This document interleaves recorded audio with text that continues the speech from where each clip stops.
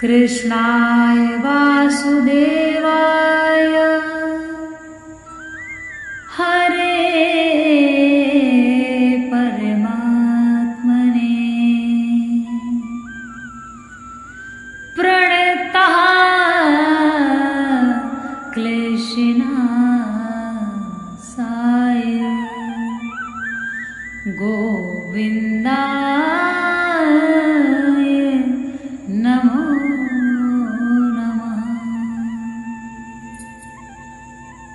श्री मद्भागवत गीता में भगवान अर्जुन से कहते हैं, हे अर्जुन, जो भोगों में तन्मय हो रहे हैं, जो कर्म फल के प्रशंसक वेद वाक्यों में प्रीति रखते हैं, जिनकी बुद्धि स्वर्ग की परम प्राप्त वस्तु है और जो स्वर्ग से बढ़कर दूसरी कोई वस्तु ही नहीं, ऐसा कहने वाले हैं वे अविवेकी जन इस प्रकार की जिस पुष्पित यानी दिखाऊ शोभा युक्त वाणी को कहा करते हैं, जो कि जन्म रूप कर्म फल देने वाली एवं भोग तथा ऐश्वर्य की प्राप्ति के लिए नाना प्रकार की बहुत सी क्रियाओं का वर्णन करने वाली है। उस वाणी द्वारा जिनका चित्त हर लिया गया है, जो भोग और ऐश्वर्य में अत्यंत आसक्त हैं, उन पुरुषों की परमात्मा में निश्चय यात्मिका बुद्धि नहीं होती है। भगवान कहते हैं, भगवान यहाँ काम शब्द के भोगों का अर्थात कामात्मनः पद का क्या अर्थ है? यहाँ काम शब्द भोगों का वाचक है। उन भोगों में अत्यंत आसक्त होकर उनका चिंतन करते करते जो तन्मय हो जाते हैं, जो उनके पीछे अपने मनुष्य तत्व को सर्वथा भूले रहते हैं। वेदवाद रता का क्या अर्थ है? वेदों में इस लोक और परलोक के भोगों की प्राप्ति के लिए बहुत प्रकार के भिन्न भिन्न काम कर्मों का विधान किया गया है और उन कर्मों के भिन्न भिन्न फल बतलाए गए हैं। वेद के उन वचनों में और उनके द्वारा बतलाए हुए फल रूप भोगों में जिनकी अत्यंत आसक्ति है, उन मनुष्यों का वाचक यहाँ वेदवाद रता पद है। वेदों में जो संसार में वैराग्य उत्पन्न करने वाले हैं और परमात्मा के यथार्थ स्वरूप का प्रतिपादन करने वाले वचन हैं, उनमें प्रेम रखने वाले मनुष्यों का वाचक है, वेदवाद रता पद नहीं है। क्योंकि जो उन वचनों में प्रीति रखने वाले और उनको समझने वाले हैं, वे यह नहीं कहते हैं कि स्वर्ग प्राप्ति ही परम पुरुषार्थ है, इससे बढ़कर कुछ है ही नहीं।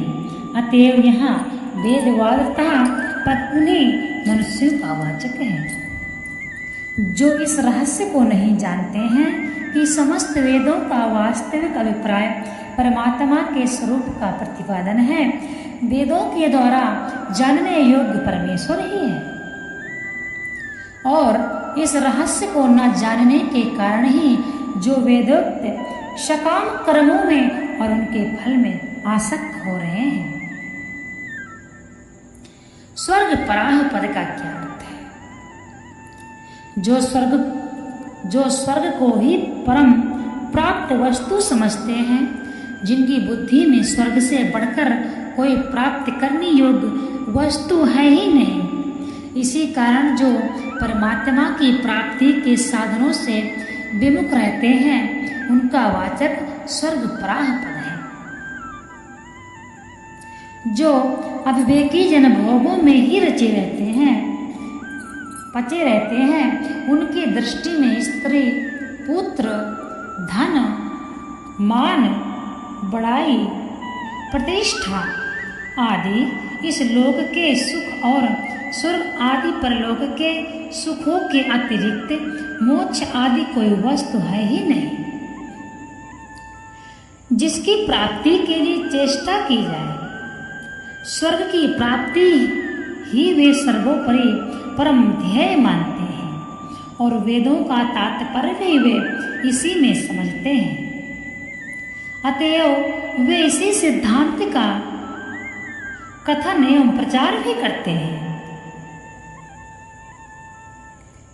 ऐसे मनुष्यों को अविपक्षितः विवेकहीन कहने का क्या भाव है?